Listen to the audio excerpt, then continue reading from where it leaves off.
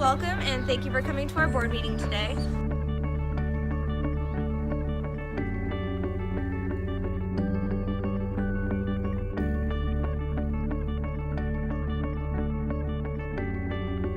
I thought we'd take this board meeting outdoors today based on our topic. The issue that we've been seeing today in our schools is the issue of not only smoking, but e-vapes, e-cigarettes, vaping, Juuls, any kind of electronic smoking cigarettes. A lot of these big tobacco companies have been buying the e-cig companies and I don't know if they're purposely making it look more kid-friendly, but they're not making it very hard for kids to not get their hands on it. It's becoming a major epidemic in our schools and it's becoming really dangerous. 1/3 of high school seniors have admitted to using a vape in their entire life. 1/6 of high school students has used it in the past month, and 10% of high school students have said that they purposely put in nicotine in their e-cigs to use it. Half of them don't know what they're actually putting into their bodies, so they're really unsure if there was nicotine in it or not, which is a really big concern. We really want to make sure that these kids know what they're putting into their body.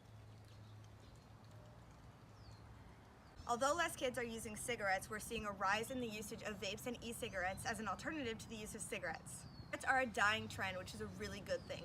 Vapes and e-cigs are on track to sell out cigarettes by the end of the year 2023.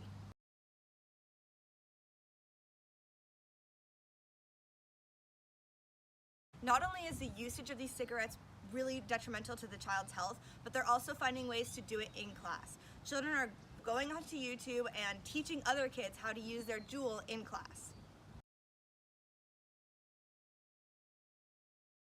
Take a look at this YouTube video showing kids how to vape in class.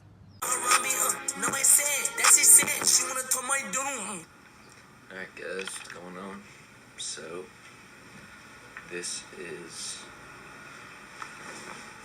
video is going to be how to hide your Juul in school and how to hit it without getting caught and all that shit. This stuff wasn't really a problem at my school, but yeah, it wasn't really a problem at my school because it wasn't like it was a big thing, but teachers never really caught on or really cared. But I've seen a lot of videos, it's a big thing in other people's schools. I'm in college right now, but I'm going to talk about high school.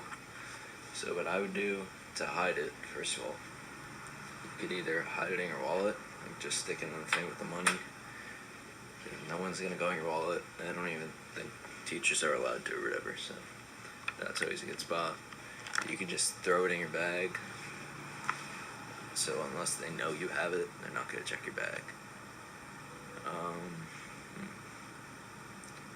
You could, if you're really shook, just put it in your sock. I know I've seen a lot of tweets and videos about people freaking out the teachers, find out they have a Juul and they check their bag and everything. This didn't happen at my school, so I'm just doing it for the other people, as I said before. So yeah, you could really hide it in your sock if you really want. They're not gonna get on there. That's kind of uncomfortable. You could, if you have a pencil case, throw it in there. What else?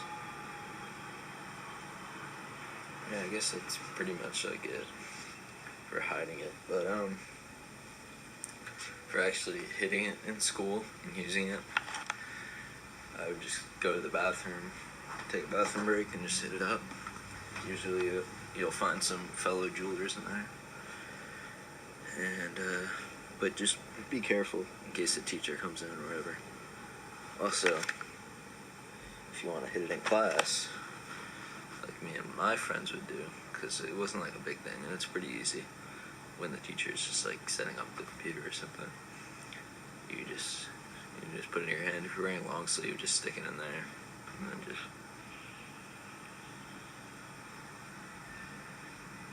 obviously wouldn't ghost it, but just inhale it, and if you hold it in,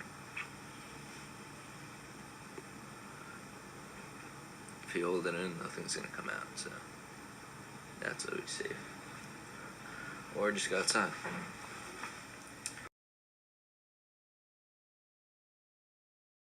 looking for symptoms in a child to see if they are vaping, if they're smoking, if they're doing any of these illegal things, these are the symptoms that you should look for. Coughing, dizziness, dry throat, sore throat, dry nose, and there's one big thing that we've kind of started seeing in the use of these vapes is it's called vapor's tongue. So vapor's tongue is when you smoke a cigarette or a vape flavor a lot, such as watermelon. So if a kid vapes the watermelon flavor a lot, he's unable to taste an actual watermelon when he tastes it.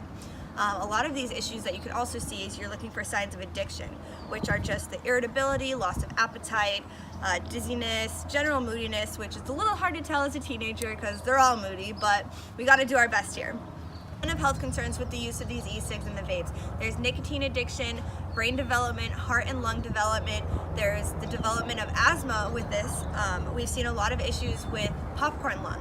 Popcorn lung is when it developed when popcorn factory workers started working in their factory and developed cancer in their lungs, and we're seeing the same issue from breathing the vapor in. Along with all of these health concerns, there's the issue of kids actually getting their hands on it. In the state of California, you have to be 21 years of age to buy any kind of cigarette, e-cig, vape, any kind of that sort.